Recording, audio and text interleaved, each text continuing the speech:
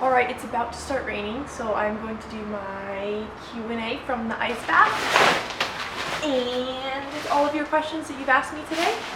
And I'll get through as many as I can before it either rains or I run out of time in the ice bath.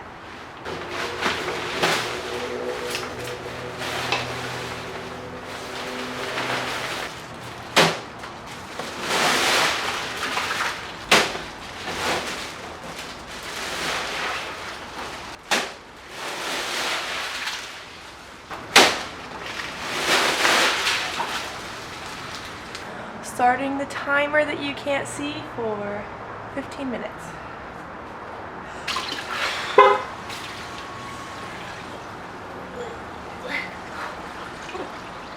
Oh, she's gonna overflow today. Okay.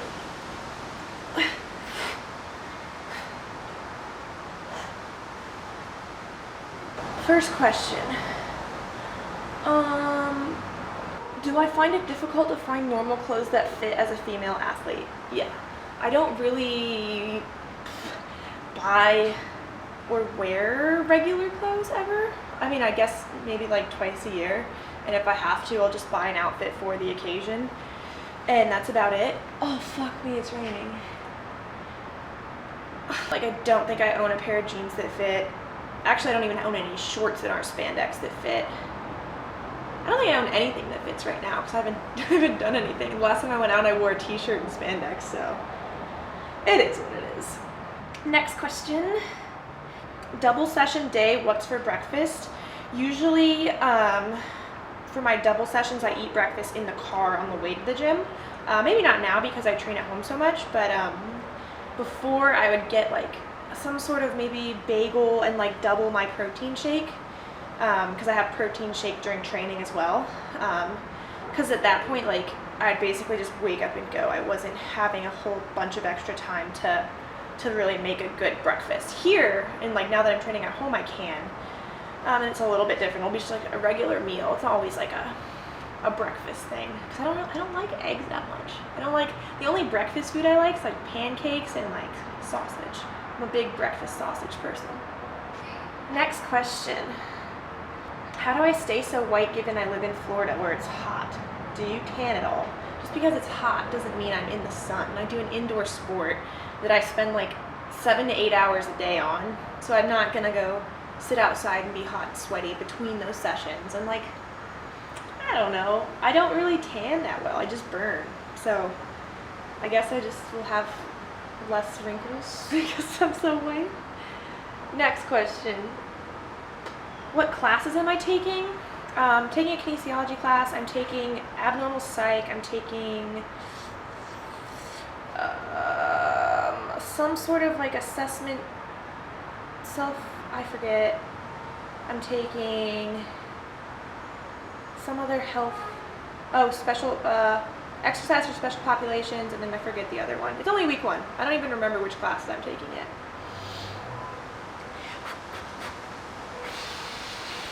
There's a lot of questions about recovery things, and so I don't waste time answering those. Those are all in the last ice bath question. I think I covered pretty much everything that I do recovery-wise. So if you ask those questions, go to the other one, the other video. Bucket list travel destinations. Honestly, at this point, I'm kind of traveled out. Like, I would much rather stay at home than travel. Like, the only place that's left on my list is Iceland, where I'm supposed to get married this year, and New Zealand, where The Lord of the Rings was filmed. And then other than that, maybe like Hawaii, but that's it. I travel so much being like an athlete that I kind of don't enjoy traveling anymore, because I never get to travel and relax. It's always like high stress situations where I have to find like the right foods to eat. I have to make sure I adjust to the time difference, whatever it is. And it's always very like, there's just so much stress that it's never really that enjoyable. Next question. I'm gonna dip this hand in because this wrist hurts. Oh, fuck. I don't know why this is a question that people just outright ask, but a lot of people have asked, like this one says, how do I pay bills? Or like, how do I make money? And it's just like any other professional sport. I mean, granted, weightlifting pays significantly less than like basketball or football, but it is a professional sport. Um, I'm not rolling in the dough, but I make enough to survive, and then what I don't make, I make up for with merchandise or sponsorships or things like that. So anything that you guys buy from me will usually support me in some way or another, and that's really how I pay my bills. Is that a sustainable solution? Oh, no, put him inside. I'm doing a Q&A. A cat. Is that a sustainable way of living? No, I could lose my it's called our stipend from USA Weightlifting pretty much at any point, because if I go to a Pan Ams or a Worlds and I don't perform, I'm at risk of completely losing it, like down to $0, which is kind of scary to live that way. I will say I don't love relying on that, but that's why I try and make so many other forms of income. So if something were to happen or I were to get injured or something like that, I wouldn't end up homeless, basically. Next question. Tips on training your cat. So I can really only train one of mine. From what I've found, they have to be highly food motivated, and my other two could care less. So for the one that I do train, Killer, he will literally do anything for food, even if it's just his regular food that I scoop out of his bowl. Like, he doesn't care. He'll do anything for food. So that makes it really easy. We do a lot of clicker training, which is something you can Google and learn from there. But it really just comes down to what kind of, it sounds so weird, but what kind of learning style your cat has and what they respond to. So it's a lot of trial and error. But there's a lot of good resources online that you can look at. Next. When's my 2-pood belt going to be on sale? Soon. I'm still doing a little bit of testing. We weren't quite happy with the final product of the gold one. So it might be delayed a couple more weeks just to make sure we have everything perfect, because I don't want to put out a belt that isn't up to our standards. And both 2-pood and I are on the same page with that. Next. How do I deal with a bad day at the gym? What do I normally do to overcome that? I will say I probably have more bad days than good at this level. A lot of them are just really just like head down and grind days, and nothing really feels good, but I would consider it a good day if I can just make it through the workout. So for bad days where I can't make it through the workout, it's basically just taking everything rep by rep, doing what I can. If I know for sure like it's just not in the cards that day, being willing to alter whatever I have. And then from there I have to kind of figure out, am I mentally giving up?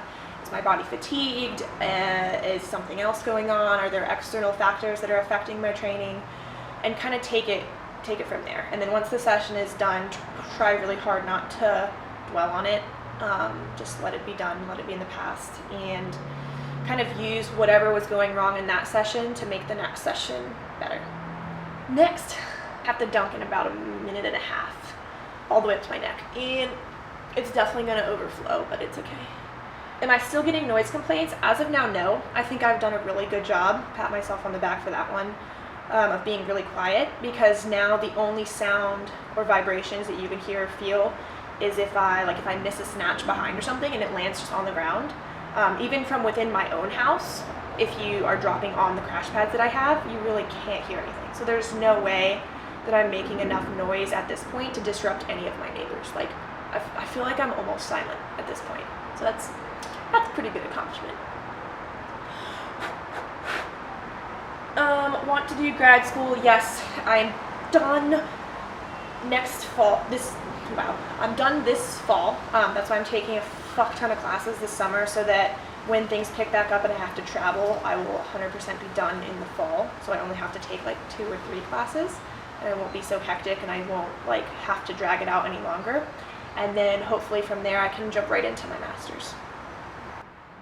So I just did my ice bath and realized that this wasn't recording the entire time. So since I promised a Q&A, I will sit here and do another one. Thought I had some really fucking good answers too. Okay. Okay, we'll call this the Q&A from next to the ice bath because I fucked up. And I had some really good answers, but we'll start over. Last question. How has my training been dealing with the Olympics being changed? There is a rough, like, 2-week patch of pretty much just shit training because I was just mentally and emotionally not in the best place. It's just hard to accept that you're gonna have to train for a whole extra year on top of the 4 years you've already put in. It's like saying, okay, you get your degree in 4 years and then you get a few months away. You finish all of your classes, you're completely done. In your head, you have graduated, and then they tell you, just kidding. You get a whole nother year of intense bullshit. So, I mean, I've accepted it now. I understand why. I understand that it's just necessary at this point. And it's just hard now to figure out a plan because we know we have to requalify. They are not accepting like our qualifications as final. So the first competition that I may have to go to is in October, I believe. But again, like, who knows what's gonna happen? I may have to compete 2, 3, maybe 4 more times to go defend myself, which is not my favorite idea, but if it's necessary, like, I'm gonna do whatever I have to do to maintain my spot on the Olympic team, which I feel like I've rightfully earned it at this point. But if I have to keep proving myself, I will keep proving myself, and it's gonna be tough. It's gonna take, we're done. It's gonna take some strategic planning to make sure I don't overtrain and I don't burn out before the Olympics, if they are requiring me to compete this many times at like do or die level.